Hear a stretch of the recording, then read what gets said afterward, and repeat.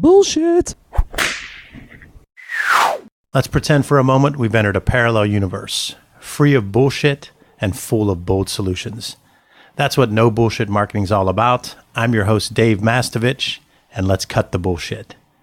Our guest is Chip Minemyer, the editor of the Johnstown Tribune Democrat, and we want to have him pick a tool or tip that will help our audience tell their story, craft their message, or communicate to those internal and external target audiences you've mentioned throughout the show, Chip. It could be something as simple like Google Trends to generate content ideas. It could be your favorite book, blog, productivity resource, whatever you think might help the listeners. I just think I believe in analytics. I believe in tracking information as it's happening live and knowing where things are going and who's out there using your product in the moment. I think that's the one thing, certainly in my business, but in a lot of businesses, you need to know that. And you can make adjustments in the instant. You can see what's happening and elevate stories or put something out there that you know people want.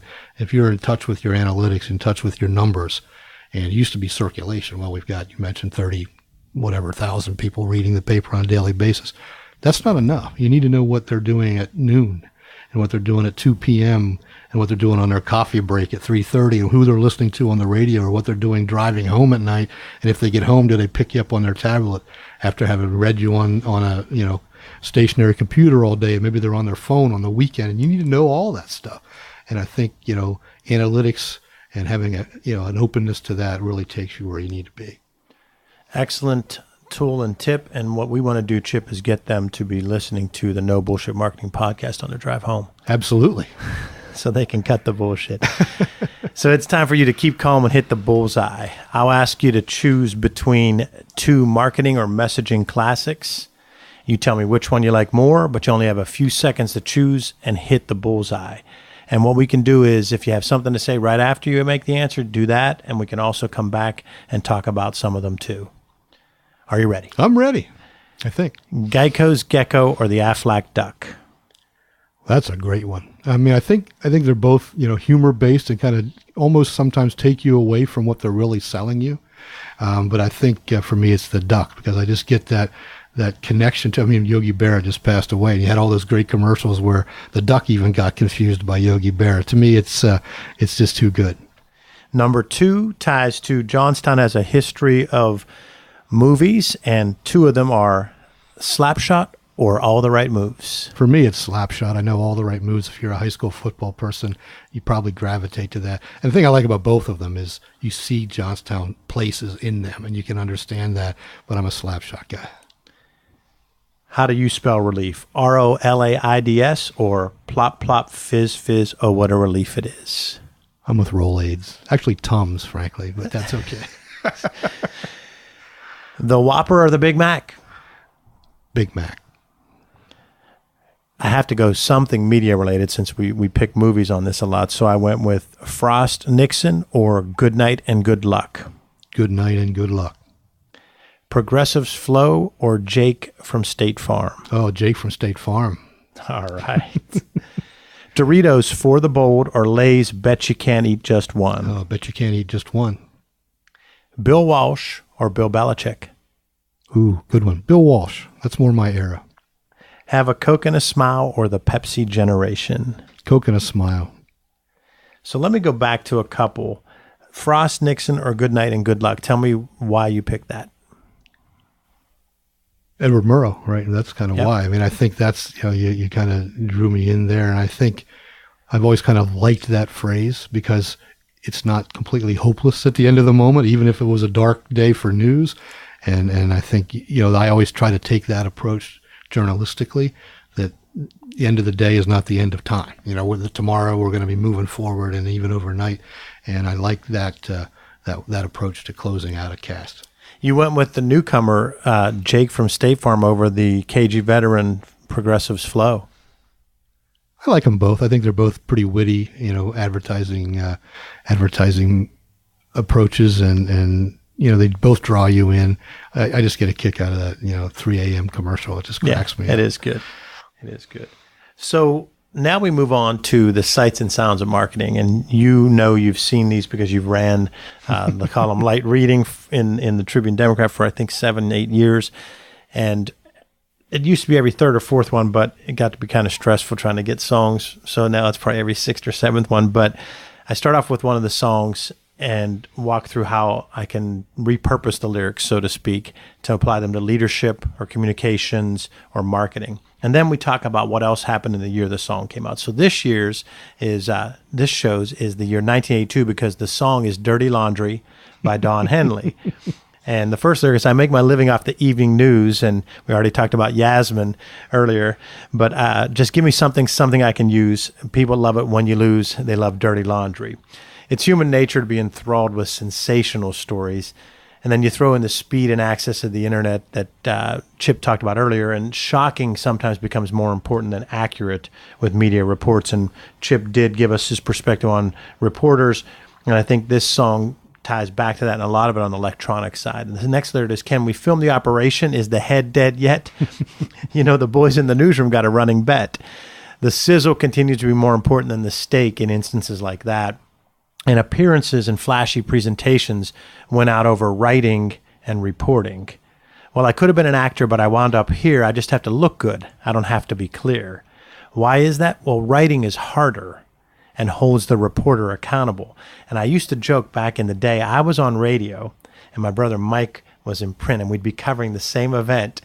And afterwards, I'd be out having a drink and eating some wings and pizza. He was still working, yeah. Because all I had to do was talk and say what I saw. Talking provides more wiggle room and requires less preparation. It's the path of least resistance. We got the bubble-headed bleach blonde who comes on at 5. She can tell you about the plane crash with a gleam in her eye. And it often seems interviewers like Yasmin Vasogian aren't even listening to who they're talking to. You don't really need to find out what's going on. You don't really want to know just how far it's gone. Chip, your thoughts on the theme of Dirty Laundry? Oh, it's a fantastic song. I'm glad you picked that one, Don Henley. I think there's some truth there. I think it's obviously exaggerated for effect. I think a lot of folks, even on the broadcast side, on the television side, get a bad rap for that reputational approach. And I think, even the folks that you would think kind of fit that bill, if you get to know them, the ones I know at least are passionate. They want to do well. Not all of them are kind of grew up with that in their blood and recognize that there's some work that needs to be done to get to the end of the road with a really great story, a really complete story. And if you're doing a 30-second spot, obviously you can get in and out quick. If you're writing a 3-part investigative series, you can't do that. You've got to spend more time with it. And you talked about your experiences with your brother. Yeah, you tear down the equipment for the radio broadcast, you're done.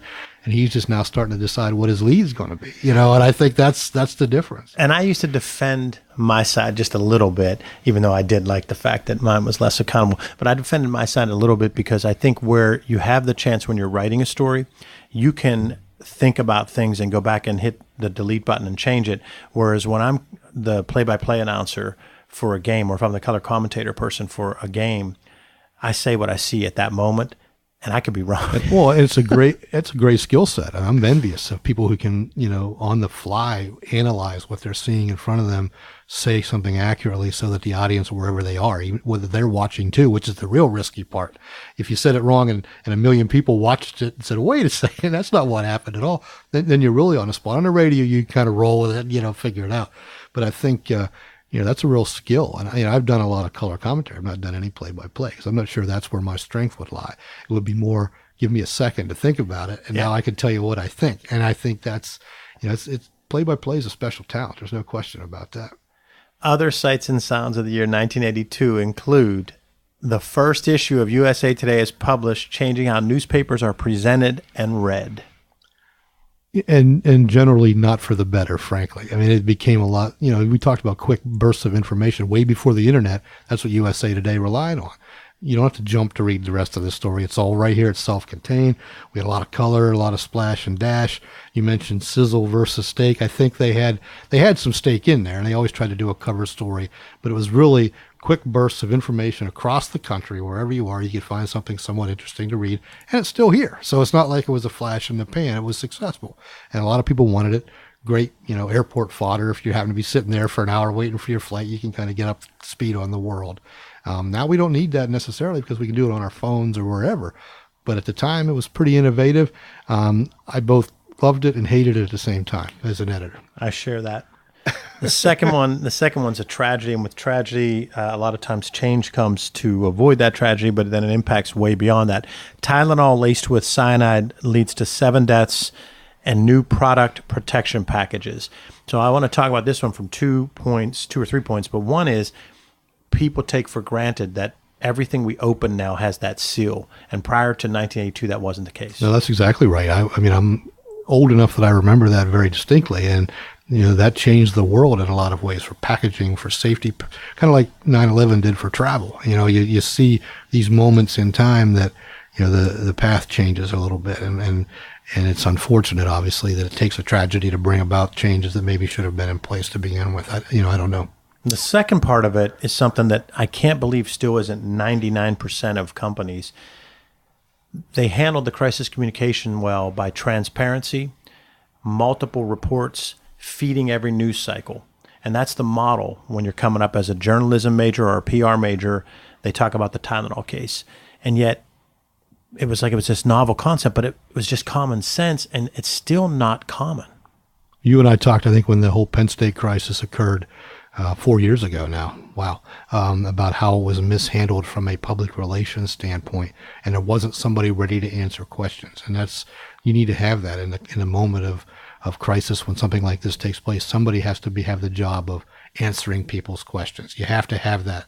And I'm not sure that every company has that now. It's just like, does every company have fire drills just in case? You need to be prepared for whatever might happen. And you can cite this Tylenol case as to how to handle it from a public relations standpoint, but it's a lot easier to act like it's never going to happen to you until it does. We have a lot of conversations with prospective clients, and they think we're hard selling them, and we're just saying something's going to happen. What if? Right, exactly right. And how do you respond to that? And you got to frame the message and feed the news cycle. For me, it would be something like, what if you found out one of your reporters had plagiarized a story? Or what if it wouldn't just be the bad headline. That's something, it's a couple of days and you're kind of over it. But, and it's unfortunate. But if you have something that really kind of gets at the core of what you're all about, which for me, for journalism is that integrity, that honesty with your readership. This is real information that we're providing to you. If all of a sudden you realize it wasn't, you have to be prepared for dealing with that. And I think, I think I would know what to say, but we don't have a mission script that says, if this happens, here's what you do. You could call me Chip. I could call you. Exactly right. So we're talking about the Sights and Sounds of Marketing of 1982. This next one's a funny one. The smiley emoticon is introduced by a Carnegie Mellon University researcher. It read on September 19th, 1982 from Scott E. Fallman. It said, I propose that the following character sequence for joke markers, shows the smiley face, and he says, read it sideways. He had to explain it. And then he says, actually, it's probably more economical to mark things that are not jokes given the current trends. For this use, and he did the frowny face. I thought that was Forrest Gump that created that, and I've been misinformed all this time. Was the word emoticon in use at that point in time? Well, if it's from Carnegie Mellon, it probably was. They would make it I guess they would. They would make it something sophisticated. It's a Carnegie Mellon here in Pittsburgh. Michael Jackson releases his Thriller album and does the moonwalk. On an award show, I don't remember which one it was, with his brothers, but basically the crowd didn't want his brothers out there. They wanted to see Michael do his thing. I remember that. It was a pretty big moment. Obviously, that album changed the world. It was ridiculous. Every single song was brought out as a video and a top 40 hit. And then he did the moonwalk at the awards show, and it was just this, like, you went, when he did that, it was so amazing. It was something we hadn't seen before. And then, obviously do the Thriller video, which is 20 minutes long or whatever it was. And, a lot of groundbreaking moments that were prompted by the release of Thriller. Absolutely. Yes. E.T. the Extraterrestrial is a box office smash. E.T. Phone Home. Yes, absolutely. Peanut M&Ms, they were, what did he eat? It was the M&Ms. Peanut M&Ms. Was it the peanut butter M&Ms? Peanut M&Ms? 1982. Reese's Pieces? Reese's Pieces. That was it. Thank you for digging into the vault and finding that. And that was a great movie. It was. Spielberg, highly successful. Indeed. The next one's an ad campaign because when I look through these things to try to pick different ones, this one was Raid, kills bugs dead. That's pretty strong. Yeah. Simple to the point. Wasn't that why you buy it? Because you don't want them to be alive anymore? I mean, it's kind of in your face, but, I'm sure it worked. Yeah. So that's our Sights and Sounds of 1982.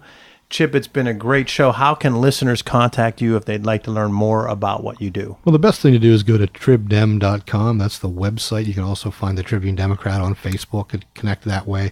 And we're all on Twitter, or the newspaper's on Twitter, and I'm on Twitter at Minemyer Chip. So if you want to reach out to me that way, feel free.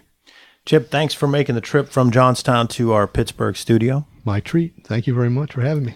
We're glad you were here, and thank you, our listeners, for joining us for No Bullshit Marketing. Visit boldsolutionsnobs.com for show notes, plus additional marketing and messaging resources. You can also sign up for Light Reading, where you'll receive valuable strategies every other week to improve your marketing and transform your message. It really is light, intended to be read in 2 minutes or less. Chip's been running it in his paper and online for 8 years. I feel like I've got ownership of this, by the way. I'm proud of you. Thank you.